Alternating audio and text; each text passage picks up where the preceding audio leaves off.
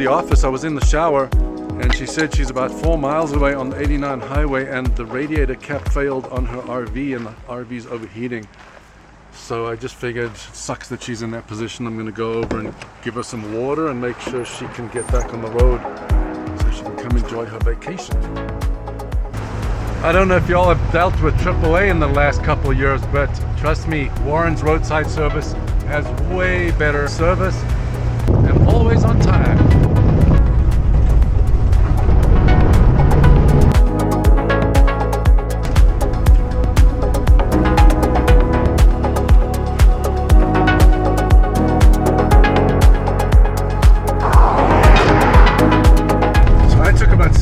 With me, and the RV sucked in all that water, so she's not full, but I'm not going back to the RV park to get more water, so I just told her to take a slow drive to the RV park and coast down the hills. So hopefully she's going to make it. I told her to watch her temperature gauge on the dash.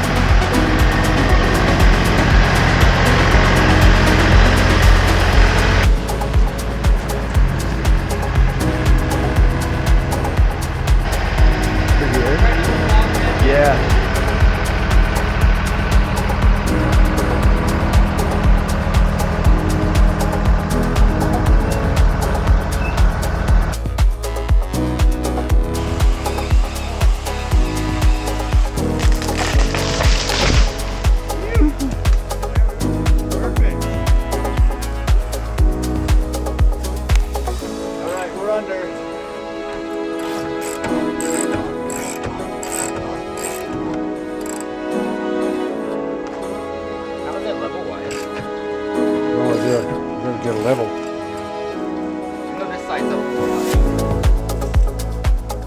With the cost of metal these days going super high expensive, McCloud Service District has a metal dump across the road, and we just went by there and I saw a bunch of metal that we could actually use this metal for different projects, and instead of buying new metal, might as well upcycle.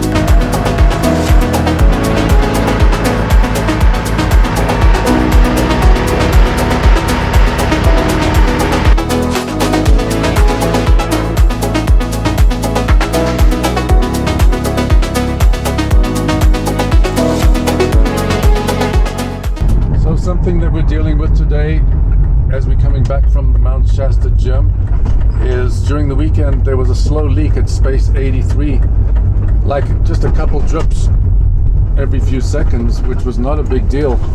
But so Anthony was going to wait till we winterize the whole system in that area so there's no water pressure, and then he was going to fix it because he has to jackhammer the concrete open underneath the faucet. But he noticed today it's leaking even more, which could cause a blowout. So he's addressing it today because we've got a guy coming in. We're going to move him. It's going to be full, so we might as well dial that space in. You're going to jump out and just talk to you. Are you going to go to Anthony? Right? It does have a leak here. It looks like Anthony's starting to fix it already. He's got all his tools here. It's cracked right here. This is the main leak down here underneath it, so I have to go and replace the whole line. So from the office area, which is over there, Chad needs a direct line of sight because there's an antenna up there, and that antenna has to have line of sight all the way to the bathroom structure, which has another antenna. So those guys are just cutting away some bushes and leaves to make a perfectly line of sight. And then moving into the future, we're going to have to make sure that that area doesn't get overgrown, and we're going to always have to trim it, otherwise it's going to block the line of sight for the signal.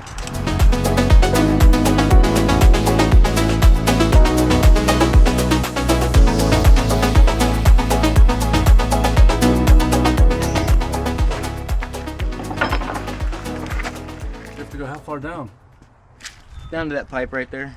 Cut across. I'm gonna cut it and put a new one in. It has one of these old valves that was all rusted under the ground. Jeez.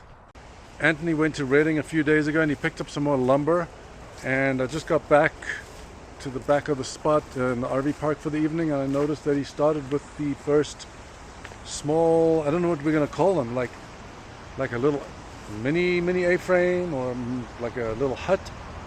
The sides are going to be 4 feet high, and then there's going to be a peak similar to the A-frame but not as sharp, and the sides are going to come down probably about this high, and when we're done we're going to raise it up about 3.5 feet off the ground and put it on some rounds, so that when people come they can put their coolers underneath or luggage or anything else. Where would how tall are you? 6'2". But I was thinking about 6.5.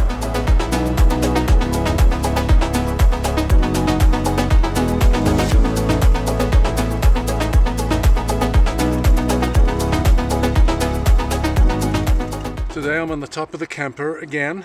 I removed the overhead vent above our bed. I ordered a new one. It came black and I spray painted it white so that it doesn't create heat in the sun. I've already removed the old vent and I'm putting the new one in.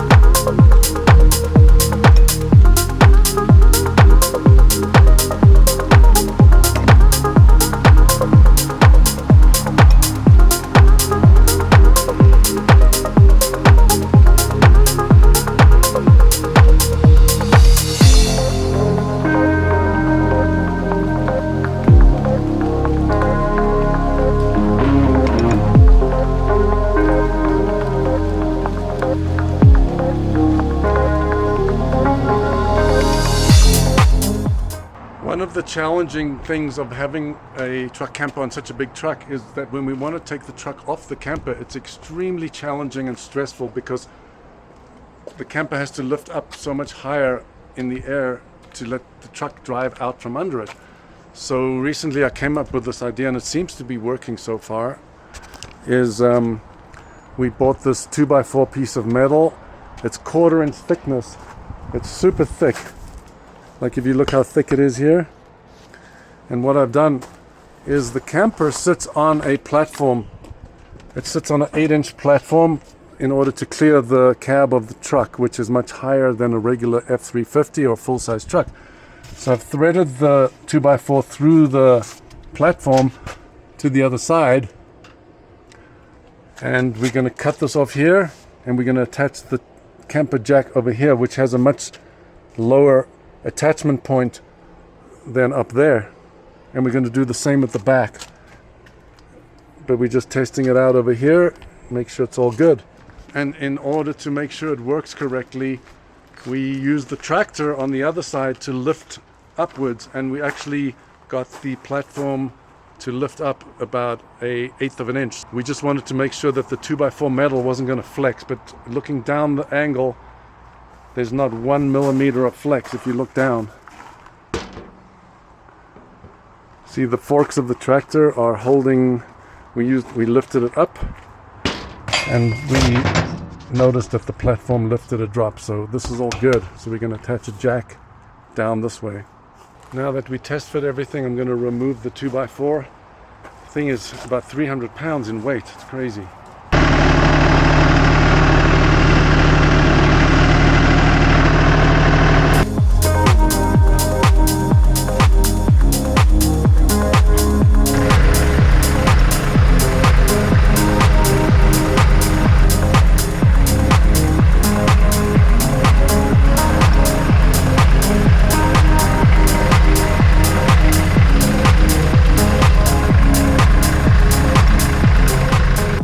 Today's the first test fit that we're going to put the bracket through the platform of the camper underneath, and then Anthony's going to use a drill gun to push the jack down, and we're going to try raise the camper up about 1 inch and just see how the bracket and the jack that he fabricated is going to react.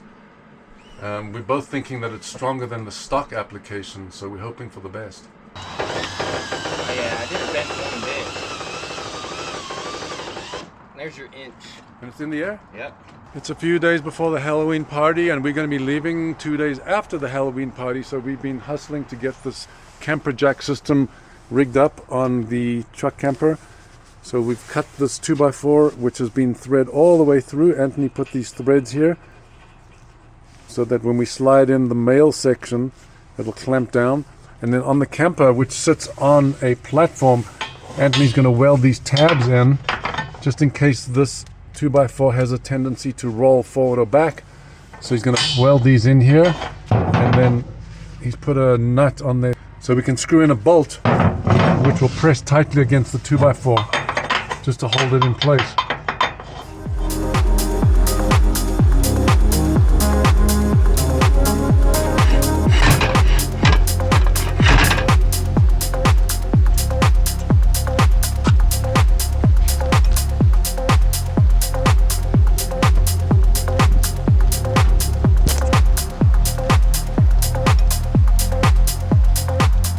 Today's Thursday, before the Halloween party weekend. We're heading to Reading. We woke up this morning to shower, and the garden hose was frozen, so we had to use our onboard water pump and the water tank. We always keep fresh water in there for this kind of situation. And then we have a big mess around our campsite because we got about 3 more days to pack for Mexico, where we go spend 6 months. So today we're going to go to Reading. We're going to J&R Mexican meat. We're picking up chicken for the tacos, coleslaw, tortillas, whole bunch of stuff going on. The guys are working crazy to get everything ready for the party. Ronnie's cutting up a ton of wood, getting all the picnic tables around the area where the party's going to be, and it's going to be a fun time. How many people? 90? 92 people. 92 check-ins. We have never checked 92 trailers in ever, or trailers and cabins, ever, in 4 years. Because I'll tell you why. We have always blocked at least 15 spaces, and this time I thought, well, it's a party, let's have fun, let everyone join. Go.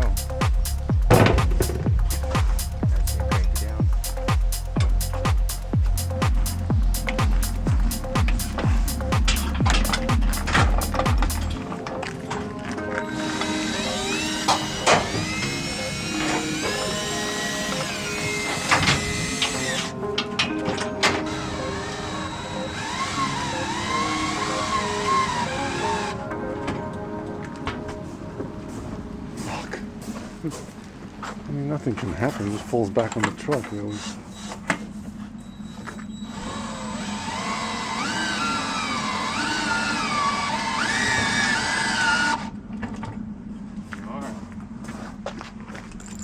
Well, this one's not off the ground. It's moved up.